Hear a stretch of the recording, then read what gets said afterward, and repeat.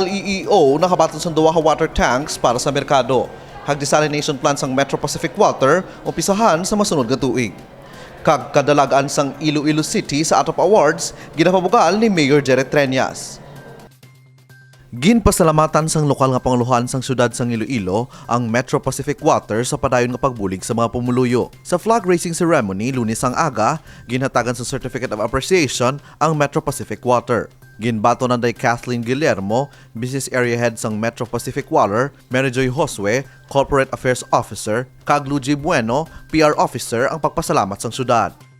Sa bulig nila sa aton tanan nga naghatag sila tubig sa ini nga tiyempo nga daw ka budlay gid nga makakuha sang potable water.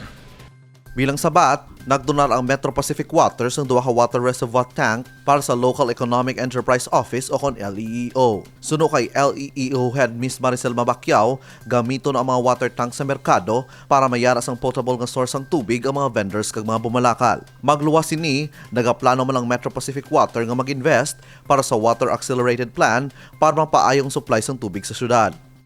Sa dason nga tuig, because kulang gid ang tubig, may ara sila nga accelerated plan para mag-provide additional potable water.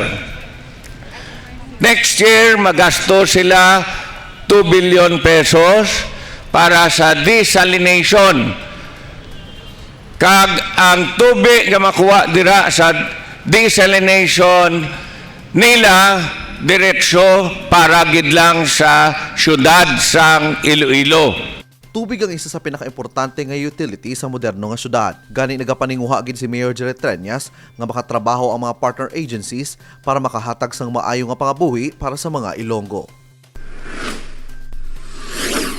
Ginpabugal gid ni Mayor Jerry Treñas ang back-to-back awards sang Iloilo Dinagyang Festival sa Association of Tourism Officers of the Philippines o kon ATOP Awards. Suno kay Mayor Treñas, nalipay gid siya bangon sa pagkilala nga nakuha sang syudad, ilabi pa nga duha ka tuig ang pandemya. Madumduman matapos ang 360 degrees ang 2020, nangin digital naman ang kahiwatan bangod sa mga health protocols. Gani dako gid ang kalangkag sang alkalde bangod sang sunod-sunod nga pagkilala sa Iloilo City.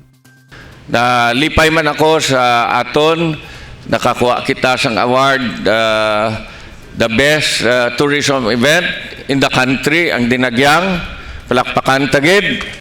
Bangod sang kadalagan, nagapanghangkat karon si Mayor Treñas sa City Hall employees nga mangin maayo pagid sa pagtrabaho. Kinahanglan nga mag-level up pa suno sa alkalde para sa kayuhan sang tanan. We will continue to be the lead city in Region 6. We will continue to be the champion in all events in Region 6.